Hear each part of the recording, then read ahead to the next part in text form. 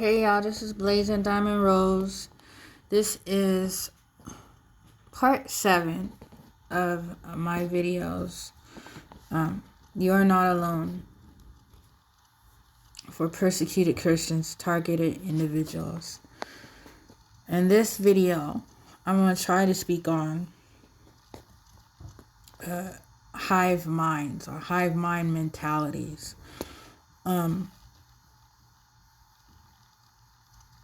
I'm gonna try to talk about that and try to talk about how we combat that. First of all,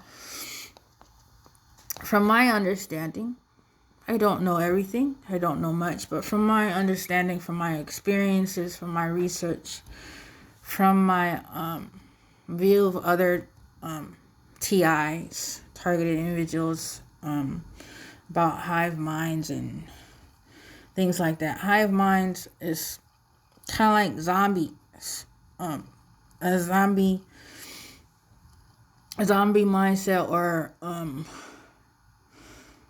it's where it's like a contagion, or these people have, or these people seem to have, they're all linked in. They're like in a big, they're all on the same phone call. They're like all on a conference call with each other, just on is the phone that's never hung up, right? They're just on this big conference call that goes 24/7, but their intentions are often nefarious, or convoluted, depending on what's being perpetrated through that hub center, that router, or whatever they're trying to use, which usually is us, right? As what I was talking about in my last video about conduits and stuff like that, where it seems like all these things seem to be surrounding us, or feel like we get this paranoid feeling that they're all after us, but they know where you are. These eyeballs are following you everywhere. You get the strange feeling. Look over your shoulder that something's following you or behind you, or like they're in sync with you. Everything you do, like it's like they're waiting on cue, and you're not even their cue. But that's what it seems like. You make a move, they don't make a move till you make a move sometimes, or you're just right about to sync up or collide with each other, and just on the most, it's like every left or right or forward or back turn you make, it's like they're just right there, like them raptors in Jurassic Park. It's a good thing. Like they like stay on hunt mode, you know what I'm saying? Or I don't know how to describe it. I'm sorry, but it's kind of like that. But the thing about it is, what I wanted to talk about in particular with these high mentality is, again, these things are not sovereign, right?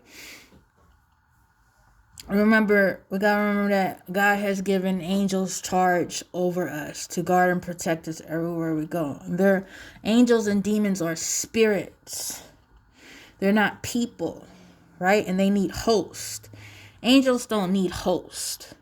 Demons need host, right? Because demons are trying to possess and take over, where angels distinctively are trying to guide, lead, right? Shield you from, or be a bodyguard. You might not even know they're there right away or recognize them, because they can take different forms, but they don't need to take your form. You know what I'm saying? They don't need to take possession of you.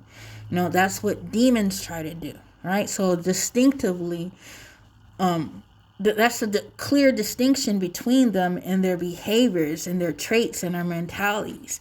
Demons come only to steal, kill, and destroy, right? They seek to possess and their motivations, their intentions are always nefarious, are always sadistic, are always evil, right? They're always trying to find a way to incubate within you. You know what I'm saying? And at first, they need to try to get in. They need to try to find a breach in you, and try to get you to manifest whatever they're doing. And they work in clusters. They're not singular. You know what I'm saying? That it's a mob mentality, a contagion mentality. They need you to act like them, replicate them, right? They need your attention, right? They're literally bloodthirsty and attention hungry constantly. They constantly need your attention because that's their purpose. That's what they're bidding for. That's what they're waging for, to try to throw you off whatever good intention or righteous intention you're supposed to have, whatever thought in your head that's supposed to be righteous and good, whatever motivation you have at the time that's good and focused. They're trying to take you off that, trying to distract you by every means that God allows. But they're at war, right? So as long as we're in faith and we're seeking that faith and seeking the resistance things, they're at war. And which means they're not only at war with us. You know, we only have so much willpower. We have to seek God for will and guidance, right? But they're at war with our angels, right? They're at war with the angels that are assigned and appointed and charged, given charge over us, particularly in the spirit realm. You know what I mean? And the thing is, that's what I wanted to particularly talk about in this video. I've seen a lot of videos, I've done a lot of research where the dreams that we have, these demonic, deep, fake, seem like dreams, they range, they have such variety in them. Some of them seem so CGI and surreal, and others just like, what the hell? You know what I'm saying? They're but the thing about it is, some of them like you seem like you may like, for example, in the beginning when I first had these dreams, I felt like I was involved in them, interactive with them, because I used to fight and scream and yell at the time when these things, because in the beginning they were either two of things, something like that. And I'm sorry, but anyway, either they was trying to always act like they was trying to kidnap my kids or do something to my kids, where I was trying to kill these people in my dreams, and I would throw them around, beat the hell out of them, do stuff like that, and throw different things around.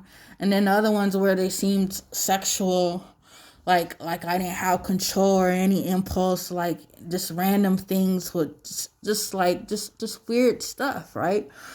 That's how it was in the beginning. Either I was fighting some shit, fighting something, excuse me, or it seemed like I was a potato.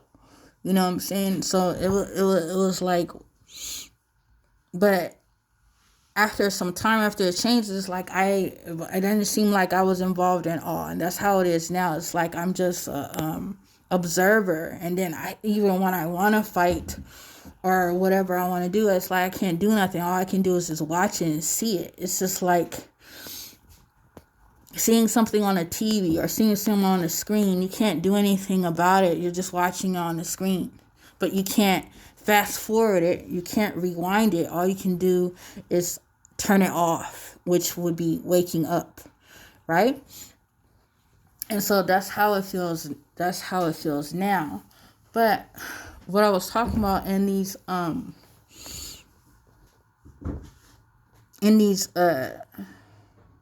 dreams, right? It's like these things are convoluted in the sense where they got CGI, they got not it's not just CGI, it's spirit. There's a mixture with the spirit realm, and then there's a mixture with angels. But it's like, again, it's like a perfect storm of crap. And again, the whole point of it is to try to psych us out on and wear us down in the spirit on what they'll get us to believe and conceive through repeated, redundant crap. You know what I'm saying? To see how we'll respond.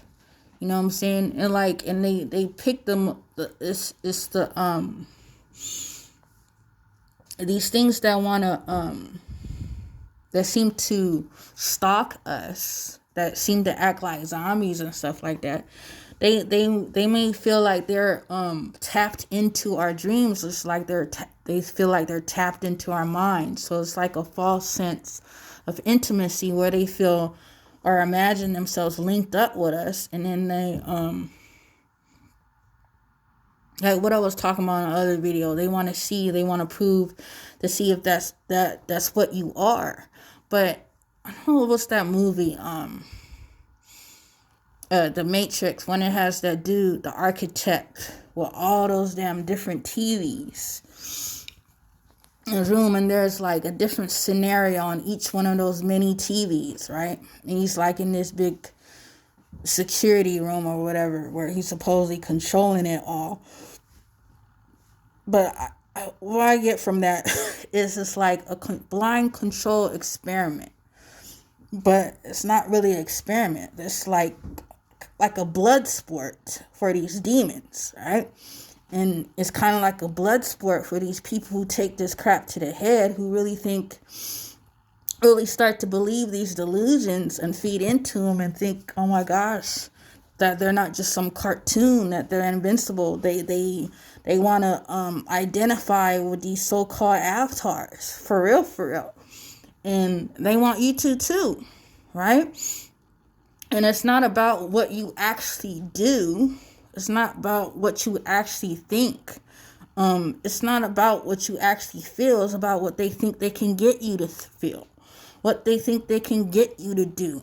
What they think they can project in your brain and hope that they're going to wear you down with. You know what I'm saying? Because what's that song? Sweet Dreams are made for us by the I don't know how you say it, the Eurythmics, Eurymics. Anyway, it's with this girl, this lady is named Annie Lennox. Anyway, she's talking about these people, these sweet dreams, what these people want to be used, right? They don't care exactly what they get used for. They want to use, and they want to be used. It's kind of like this other song with this dude by Bill Withers called "It Feels Good to Be Used." If it feels so good to be used, he wants to get used up. But I mean that's like how some of these people seem brainwashed by these scenarios, because they're not grieved by them. They're not grieved in the spirit by them. They're entertainment to them. They're pleasurable to them, right? So it's like a drug to them. It's like a high, and they want their fix. You know what I mean? So, or they just been So anyway, so these things.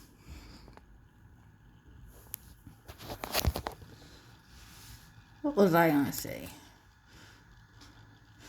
What I wanted to say was this other part I wanted to say is God has given us spirits. God has given us gifts in the spirit with his Holy Spirit, right? And like it talks about that in Romans 12, right? Or I think it's Romans 12:3, right? For by the grace of God given to me, I say to every one of you, not to think more highly of himself and of his importance and ability than he ought to think, but to think so as to have sound judgment, as God has apportioned to each a degree of faith and a purpose designed for service. Let me read that again. That was verse 3 of Romans 12. For by the grace of God given to me, I say to every one of you, not to think more highly of himself and of his importance and ability than he ought to think, but to think so as to have sound judgment, as God has apportioned to each a degree of faith and a purpose designed for service. Now there's another verse talking about each has been given a measure of faith. And that is that's the same verse, right? It's just phrased differently. Yeah, each has been given a measure of faith, right? Now, that measure of faith is like our potential. It's like that mustard seed. You don't know how big that is, right? It's something we're constantly supposed to be exercising, practicing, seeking God's guidance for, seeking his strength for, seeking his encouragement for, seeking his lead for, right? Because with our hearts alone, we're weak, we're vulnerable. You know what I mean? We're susceptible to our own will, whether it be anger, arrogance, temptation, giving into afflictions. You know what I'm saying? Just allowing evil or burden to overwhelm us and overpower us instead of seeking God for us, because we're thinking about it from our own perspective, from our own limited view of power and strength. If we are out of power, or so-called role models or idols seem powerless or can't do something, then how can we don't even give it to God? You know, it's just pointless. Now the thing with these delusional dreams and people trying to being influenced by demons to try to manifest these schemes upon us and upon themselves, they're trying to test the waters. They're trying to provoke God. You know what I'm saying? They're trying to defy God. You know what I'm saying? Because it's kind of like it's not just Jumanji and Tron or whatever. Or this movie Virtuosity with Denzel Washington and Russell Crowe that came out years ago. I think it was the 90s or 80s or whatever. But it's like that never-ending story, but the opposite, right? Where in the movie they was trying to explore the limits of fantasy, of imagination, right? That's not what we're called to do. Explore the limits of imagination. We're supposed to explore and exercise the potential of faith. If we're Christians, if we call ourselves Christians and living that life, we're not trying to explore our imagination. We're trying to explore our faith, you know, and what we believe God for, and what we believe and seek his guidance for, and what we believe how we believe we can help bring heaven to earth. And when we say heaven to earth, bring his will, do his will as he does it in heaven, we want to do those same things on earth. We don't want to do something contradictory, something opposite, something in rebellion or defiance. We want to be in agreement with him, right? So it's about manifesting that.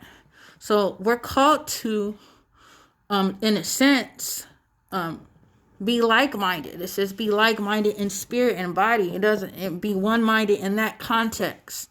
Being with the same motivation, the same intentions with God and our faith, to want to seek out the best for each other, to want to seek out the best for our families, to want to pray for each other, to want to pray for people who seem to come against us, to want to pray for them to repent and turn to God, and to have their own revelation in the Lord, for the Lord to reveal them, to reveal himself to them, and grant them repentance, so that they do want to turn back to him and have a desire for it. So they first have to have the desire.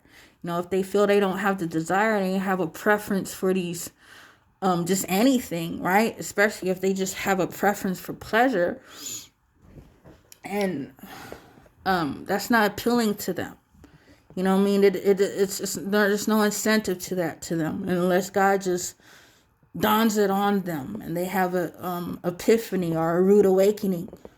And so like all the times, I feel like what the hell I think about that. Oftentimes I had rude awakenings when I get woken up at the witch hour between 3 and 4 and 2 in the morning of these sadistic, stupid, perverted, redundant dang dreams, right? And then it seemed like these things want to play out to a certain extent, or mess with you in the head all day long, with intrusive thoughts, or just people seeming to act, some people, not all people, seem to act weird around you and stuff like that. And these choreographed, synchronized dang moves, you know what I mean?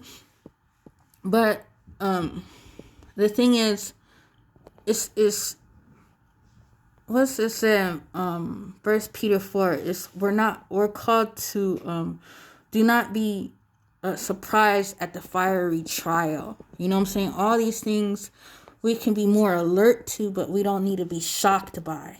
It can be quite disturbing,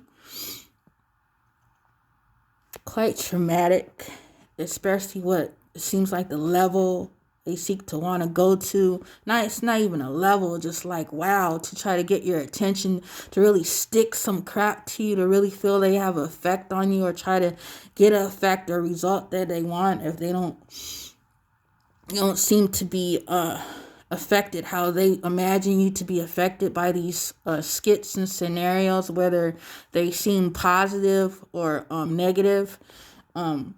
Again, it's about, if you have some sort of trying to make some sort of robot or doll, and the doll's not going or doing what you want it to do, you might keep trying to mold it and pick at it and stick at it, or whatever you're doing to it, try to get it to go how you want it to go, right? So you might get frustrated if you seem like you putting in all this work, all these shenanigans and schematics and crap to try to make it some type of way, and it still want to be resistant and stubborn, right? And it's like, especially if these things are waging, that's what they're called to do. That's just that in Hebrews 1:7, the angels and ministers are do God's bidding. Now, the thing is that we know that Satan, right, is always trying to he's used to help refine us. So he's always trying to see if he can prove us faithless, right? That's his mission. That's his agency, to see if he can try to prove us faithless continuously for eternity, so he can keep his so-called little hold, his role of maintaining hell, and torturing and gnashing and grinding and ripping apart people who are sentenced to that abyss, or will be a sentence to that abyss for eternity, right? So he's constantly being used with his little bit of demons, that is, right, to try to see if he can always prove us faithless some type of way. It's almost a no holds barred type thing, especially in the spirit realm. But yeah, it's not, because we have been given we've been given Jesus. We've been given a way out. He's told us what's real. He's told us he is the way, the truth, and the life. He's given us the light. He's told us that he's laid down his life for us, right? That no one forced him to do it, that he did it, and he'll raise us up with him, right? He told us that as long as we seek him in confession, truth, and love, right, that he will guard and protect us. He will lift us up.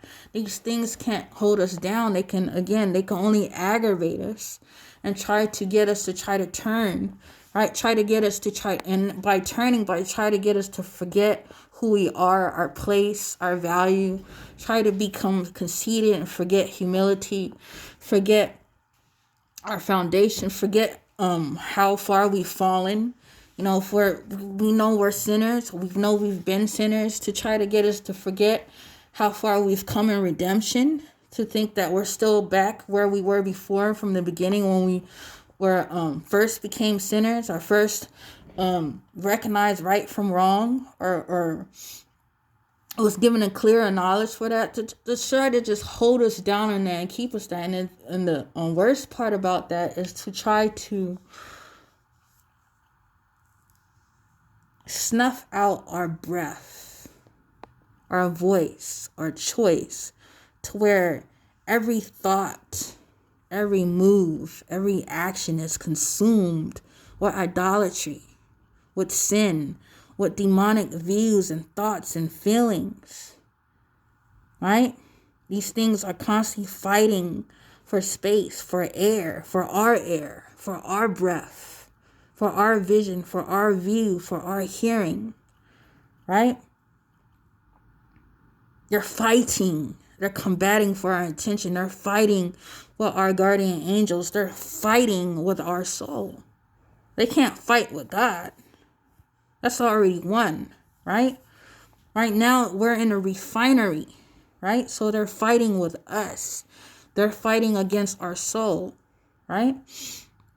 They can't fight you if you've already given in to them, right? That would be only trying to maintain where they think they have you. But they wouldn't need to convince you, right? Because you would already be in agreement with them, right? So don't need to convince you of what you're already in agreement with, right? So that's just maintenance.